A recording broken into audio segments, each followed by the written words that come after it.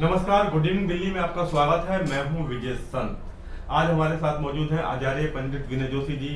आज हम बात करेंगे इस विषय पे कि आखिर क्यों त्योहारों को लेके लोगों के मन में दुविधा आ रही है। पिछले कई सालों से हम लोग देख रहे हैं कि किसी भी त्योहार को लेके 2 दिनों की भ्रांतियां बनी रहती हैं। कोई कहता है कि आज है, कोई कहता है कल है। इससे त्योहारों का क्रेज खत्म हो रहा है। लोगों के अंदर दुविधा आती है कि आज मनाएं या कल मनाएं। जन्माष्टमी को लेके भी कुछ ऐसा ही चल रहा है। आचार्य जी से हम बात करेंगे और पूछेंगे कि ऐसा क्यों हो रहा है। सबसे पहले आचार्य जी आपका स्वागत है। नमस्कार। आचार्य जी, सबसे पहले मैं ये जानना चाहता हूँ, पहले तो जन्माष्टमी के बारे में बताइए, ताकि प्रभु की लीला है, जितनी बार सुनते हैं उतनी बार अच्छा लगती है कि जन्माष्टमी क्यों मनाई जाती है। इस दिन प्रभु का अवतरण हुआ था और प्रभु की अवतरण की खुशी में हम ये जन्माष्टमी मनाते हैं। और आजकल तो जैसे कोरोना का माहौल है तो उतने हर्षोल्लास से कोई मना नहीं पाएगा मंदिरों में भी, लेकिन आज भी मैं कहता हूँ कि अपने घरों में आप उसी हर्षोल्लास से मना सकते हैं। और ये प्रभु का हमारे वृंदावन मथुरा के लिए एक बहुत बड़ा त्यौहार माना जाता है। सबसे बड़ा त्यौहार के प्रभु नंद के घर आए थे, आनंद हुआ था, खुशियाँ मनाई थी। इस कारण हम सब खुशियाँ मनाते हैं कि हमारे सर्वेश्वर ठाकुर जी का प्रकट हुआ इस दिन, तो हम इसको जन्माष्टमी के रूप में मनाते हैं। वैसे नॉर्मली किस दिन, किस सीजन में ये त्योहार आता है और किस दिन कलियुग हो जाता है। ये भादो मास की अष्टमी पे आता है जी, और अगस्त में ही मनाई जाती है। कई बार सितंबर में भी हो जाती है मास के अवसर पर। तो ये भादो मास की अष्टमी को मनाई जाती है। अब हम बात करते हैं दुविधा को लेके। जी। पिछले हम कई सालों से दुविधा देख रहे हैं, दिवाली को लेके भी थी, होली को लेके जी, भी। जी, जी, बिल्कुल। ऐसा हो क्यों रहा है आखिर। मैं बताता हूँ कि हमारे हिंदू वर्ष सनातनी जो भी हैं, वो जब कोई त्यौहार या तिथि मनाते हैं तो सूर्य उदय की तिथि के हिसाब से मनाया जाता है। जैसे कि आप मानिए कि एक तिथि आज सुबह सूर्य उदय में 1 मिनट के लिए आई, तो वो सारे दिन शास्त्र के हिसाब से मानी जाएगी। अब हमें जो परेशानी आ रही है और हम दुविधा में, आपका कहना कि हम दुविधा में क्यों है, सिर्फ इसी वजह से है कि कोई तिथि से, कोई तो सिर्फ ये दिन देख के मना रहा है कि आज सप्तमी है, और कोई मना रहा है कि आज अष्टमी है। असलियत में अगर देखा जाए तो आज 9 बजकर सुबह, आज सुबह 9 बजकर 6 मिनट तक सप्तमी थी। अब आप मानोगे कि सूर्य उदय में सप्तमी आई, और शास्त्र कहता है जिस उदया तिथि जो होगी वो मानी जाएगी, सारे दिन सप्तमी।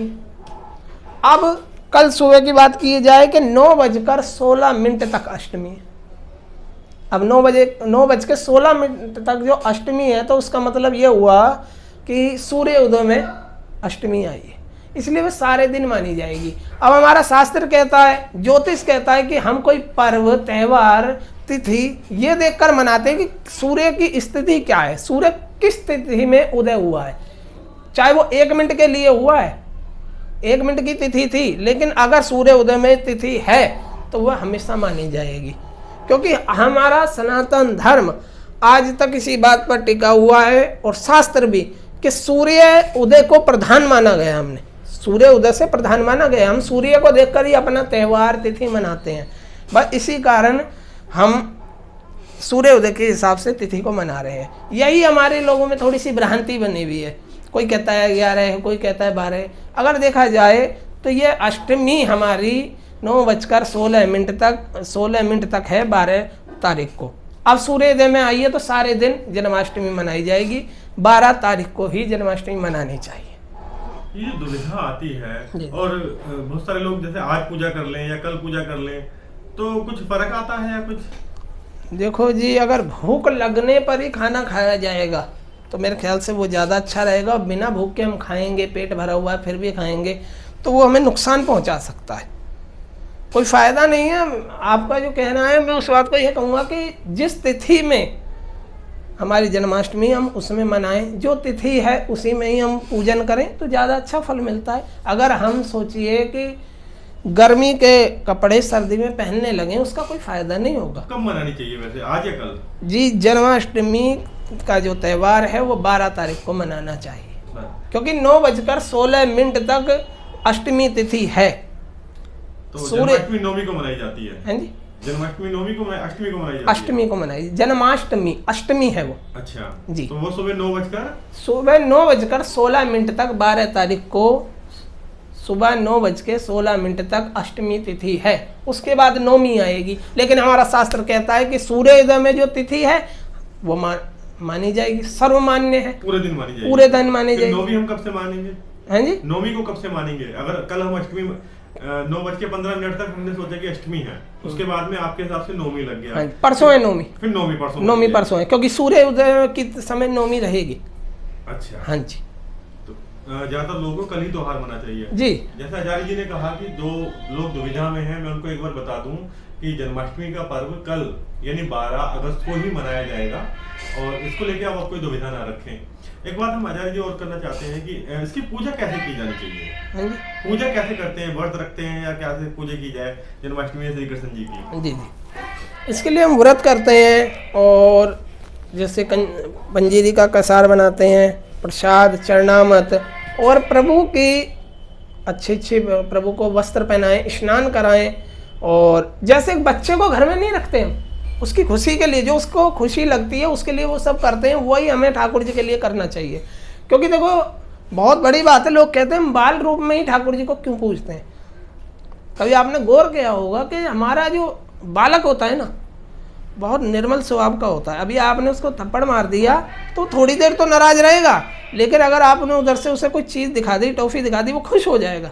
ऐसे ही हमारे बाल कृष्ण लाल है कि उन्हें जरा सा प्यार करोगे वो खुश हो जाएंगे। आज भी इतिहास गवाह है, लोग इन्हें अपने बेटे के रूप में सेवा करते हैं, अपने से कोई ना कोई नाता बनाकर रखते हैं। और मैं कहता हूँ बाल रूप की सेवा करनी बहुत आवश्यक है, क्योंकि बाल रूप आपसे रूठ नहीं सकता, बड़ा आदमी रूठ सकता है। इसलिए इनकी पूजा चरणामत बनाकर और इनको धूप दीप दिखाकर, और जितनी भी इनकी स्तुति की जाए वैसे तो बहुत थोड़ी है। जिसका जन्म ही बचपन से लेकर और परम धाम जाने तक एक शिक्षा बना रहा भागवत कथा के रूप में, हमें हर कदम पर शिक्षा मिलती है राम जी से, कृष्ण जी से। तो इसलिए मैं चाहूँगा कि इनकी पूजा को आप करें, और रात को 12 बजते हैं तो इनकी आरती करें, इन्हें भोग लगाएं, और पूरे दिन और रात को 12 से पहले आप भजन करें, कीर्तन करें। क्योंकि हमारे कलयुग में रामायण ने एक बात कही है कि कलयुग केवल नाम आधारा, सुमिर सुमिर नर उतर ही पारा। जितना कलयुग में अगर सबसे बड़ा कोई धर्म है या पुण्य है, वो है प्रभु का भजन। हम जितना उनका भजन करेंगे वो खुश होंगे। और प्रभु किसी का कर्जा कभी रखते नहीं, इस बात को ध्यान रखना। 1 मिनट पर कर्जा उतार देते हैं। द्रौपदी की एक साड़ी का जब प्रभु ने चक्कर से उंगली कटी तो सब देख रहे थे, कोई कहता वैद्य बुलाओ, कोई कहता डॉक्टर बुलाओ। द्रौपदी खड़ी थी सामने, साड़ी का पल्लू फाड़ा और पट्टी बांध दी, और उसका कर्जा कहाँ उतारा? जब उसे सभा में नग्न करा जा रहा था। कौन सी मील की साड़ी थी जो कम नहीं हो रही थी, लेकिन उसका संकल्प था। इसलिए प्रभु के लिए अगर आप कुछ भी करते हैं, वो आपका कर्जा कभी नहीं रखेंगे, आपके लिए सदैव तत्पर रहेंगे, पर हम में भाव ना होना चाहिए। अच्छा जी, एक मैं अभी कल कहीं पढ़ रहा था कि श्री कृष्ण भगवान ही ऐसे भगवान है जो आज भी दुनिया में जीवित है। मैंने पढ़ा था कि उड़ीसा के जगन्नाथ मंदिर के अंदर जो काष्ठ की मूर्ति है, उसके अंदर एक हृदय रखा हुआ है जो भगवान श्री कृष्ण का है, जो धड़कता है आज भी। और साल में मेरे ख्याल से 12 साल के बाद जब पूरे इलाके में ब्लैकआउट कर दिया जाता है, सीआरपीएफ के जवान लगा दिए जाते हैं, उसके बाद उस मूर्ति को बदला जाता है, काष्ठ की मूर्ति को, और उस हृदय को निकाल के एक मूर्ति से दूसरी मूर्ति में रखा जाता है। और जिस मूर्ति को, उस हृदय को जो लोग बदल रहे होते हैं, उनकी आंखों में पट्टी बंदी होती है। मतलब हजारों साल से किसी ने नहीं मालूम कि वो क्या चीज है। सिर्फ लोग उसका अपना एक्सपीरियंस बताते हैं कि हमें खरगोश का बच्चा लगा, या कोई कहता है हमें दरस सा लगा, पर ये नहीं मालूम क्या है। इस बारे में आपका क्या कहना है कि प्रभु? हाँ बिल्कुल, प्रभु हैं, एक ऐसी शक्ति है अर्धस्य। देखो चक्कर क्या है, अगर कारण ये है ना, अगर भगवान आपके सामने आ भी जाए तो आज कलयुग के व्यक्ति को अभी विश्वास नहीं है। वो उनसे खुद पूछेगा आप कृष्ण जी हैं, हनुमान जी हैं। ऐसे कई देवता हैं, 5 देवता जो आज भी पृथ्वी पर हैं। सर्वप्रथम उसमें हनुमान जी का नाम आता है। जब श्री राम जी का परम धाम जाने का समय आया, राम जी कहते हैं चलो हमारी लीला पूरी हो गई, ऊपर चलते हैं। हनुमान जी कहते हैं महाराज चलूंगा, तो मैंने आपकी कभी बात नहीं टाली है, लेकिन एक बात बताओ कि ऊपर कीर्तन मिलेगा आपका या नहीं, जो यहाँ राम नाम का कीर्तन होता है। श्री राम जी कहते हैं नहीं, ऊपर सब कुछ है, सिर्फ यहाँ कीर्तन नहीं है। बोले महाराज मैं नहीं जाऊँगा।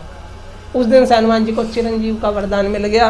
हनुमान जी आज भी इस पृथ्वी पर हैं, कहीं भी कीर्तन होता है, भजन होता है, राम नाम गुण गाया जाता है, प्रभु हनुमान जी महाराज अवश्य वहाँ आते हैं। रही ठाकुर जी की बात, ठाकुर जी जब परम धाम जाने लगे तो सब ब्रजवासी जिन्होंने उनके साथ बचपन जवानी सब बिताई, हर लीला करी, उन्होंने कहा प्रभु अब हम आपके बिना नहीं जी पाएंगे, हमें भी ले चलो।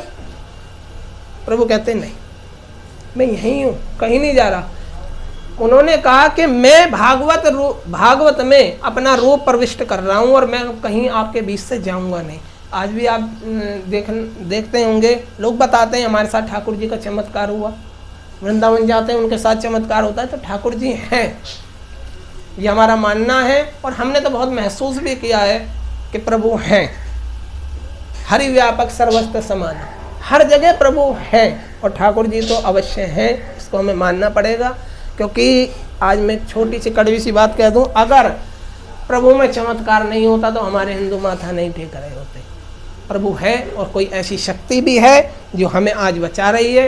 नहीं तो देखिए इतनी बड़ी आफत आ गई, कोरोना जैसी, हर चीज़ में एक छूने से भी वो बीमारी हो रही है, लेकिन प्रभु की इतनी बड़ी कृपा समझो कि वो अभी वायु में नहीं आई। प्रभु ने वहाँ भी हमें बचाया ना, तो किसने बचाया? उसने नहीं बचाया ना, प्रभु है। मैं चाहूँगा पंडित जी, आप तो भजन कीर्तन भी करते हैं, प्रभु के दिन ये थोड़ा सा 2-3 लाइनों का भजन हो जाए या कुछ ऐसा हो जाए जो हम प्रभु का भजन तो करते ही, और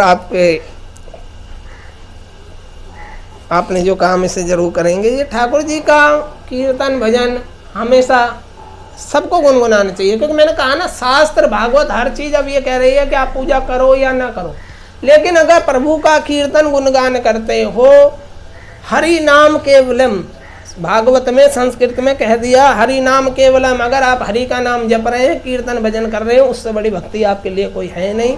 तो हम ठाकुर जी के लिए, जैसे अब जन्माष्टमी का पर्व है तो हम प्रभु को झूला झुलाते हैं, यही कहेंगे, मेरा लाला झूले पल नानक होले झोटा दीजो, मेरा ठाकुर झूले पल नानक होले झोटा दीजो, निक होले झोटा दीजो, निक धीरे झोटा दीजो, मेरा ठाकुर झूले पल नानक होले झोटा दीजो। आप सभी को, क्योंकि कहते हैं ना, आज कल के दिन जन्माष्टमी के दिन सभी यही कहते हैं कि नंद घर आनंद भयो, जय कन्हैया लाल की। मैं आपको एक बार फिर जन्माष्टमी की हार्दिक शुभकामनाएं देना चाहूँगा और यही निवेदन करूँगा कि ठाकुर जी का भजन करें, ठाकुर जी का ध्यान धरें और प्रभु का हमेशा स्मरण रखें। क्योंकि ये पूजा पाठ क्या है, मैं थोड़ा सा आपको और समझ लेता हूँ, जरा से एक बात और बता दूँ कि पूजा पाठ क्या है।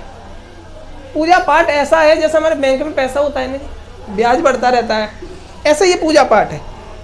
हम जैसे पूजा करते हैं, पूजा पाठ का ब्याज बढ़ता रहता है। अब वो किस समय हमारे काम आता है, जब कोई नहीं खड़ा होता, तो तब हमारे प्रभु हमारे पास खड़े होते हैं। जब कोई नहीं आता, मेरे श्याम आते हैं और मेरे दुख के दिनों में बड़े काम आते हैं। इसलिए पूजा पाठ बरकरार करते रहें, क्योंकि ये ना माने भगवान नहीं है। अगर भगवान नहीं होता तो हम मरकर कहाँ जाते और कैसे मर जाते हैं, ये आज तक किसी को नहीं पता चला। ये सब उसके हाथ में। इसलिए आपको एक बार फिर जन्माष्टमी की हार्दिक शुभकामनाएं देना चाहूँगा। आचार्य जी ने 2-3 बड़ी अच्छी बात कही कि पूजा जो होती है हमारे बैंक अकाउंट की तरह होती है, कि हम जितनी ज़्यादा उसमें पूजा को एकत्र कर रहे हैं, यानी अपने अकाउंट में भगवान के लिए जितनी श्रद्धा रख रहे हैं, वो हमें लौट के ब्याज समेत वापस मिलता है। आज के इस कार्यक्रम में इतना ही। आचार्य जी का हम धन्यवाद करेंगे कि वो हमारे प्रोग्राम के अंदर आए, बनाया। आगे और भी बहुत सारे विषयों को लेकर हम चर्चा करेंगे। तब तक के लिए धन्यवाद।